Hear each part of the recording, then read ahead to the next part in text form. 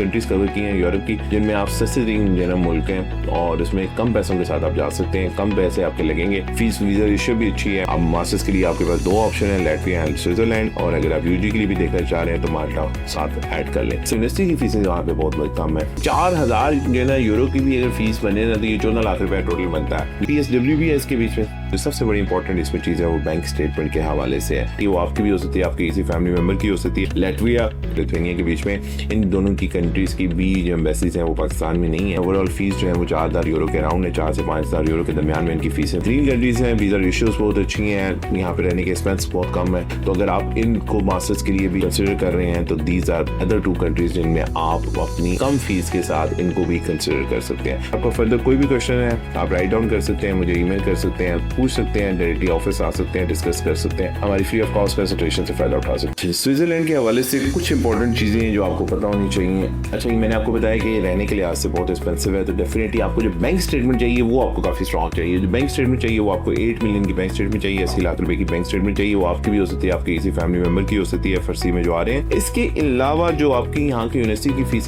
फीसें यहाँ पे बहुत कम है, ठीक है ना। यूनिवर्सिटी की फीसें कम है और टोटल फीस यहाँ पे आपको 1000 से 4000 स्विस फ्रैंक के बीच में पड़ती है। Swiss franc is not very much different from euro, same ही है, करीब ही है थोड़े, ठीक है ना। तो आपकी 4000 जो है ना यूरो की भी अगर फीस बने ना तो ये 14 लाख रुपए टोटल बनता है, जो फीस टोटल है, ठीक है ना। तो फीस बहुत कम है इन यूनिवर्सिटीज के बीच में, मास्टर्स की जो यूनिवर्सिटीज ऑफर कर रही हैं यहाँ पे स्विट्जरलैंड के बीच में, ठीक है ना। तो ये बहुत इंपॉर्टेंट है आप लोगों के लिए अंडरस्टैंडिंग के लिए कि यार ये जो आपका जो चीजें हैं। अच्छा, इसके बाद PSW भी है इसके बीच में, ठीक है ना।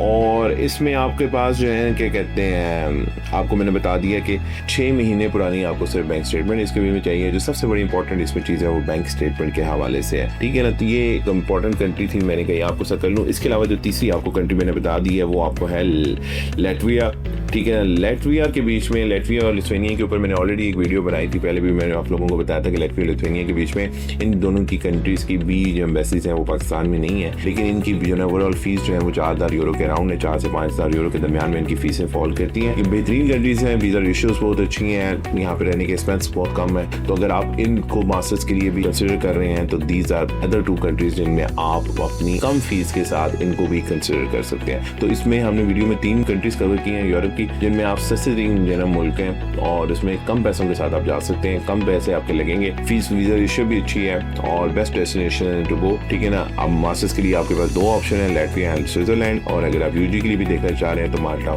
साथ ऐड कर लें। सिर्फ और सिर्फ इंपॉर्टेंट ये है कि शेंजन कंट्रीज में इनमें इनके एम्बेसीज का इशू है, एम्बेसीज पाकिस्तान में नहीं है वहाँ, उसके लिए आपको एडिशनल 3 से 4 लाख रुपए माइंड में रखने चाहिए जो आपके एक्सपेंस आएंगे जहाँ के किसी भी और कंट्री में जाके आप वीजा प्रोसेस करते हैं। बाकी आपका फर्दर कोई भी क्वेश्चन है आप राइट डाउन कर सकते हैं, मुझे ईमेल कर सकते हैं, पूछ सकते हैं, डायरेक्टली ऑफिस आ सकते हैं, डिस्कस कर सकते हैं, हमारी फ्री ऑफ कॉस्ट कंसल्टेशन से फायदा उठा सकते हैं। अपना ख्याल रखें।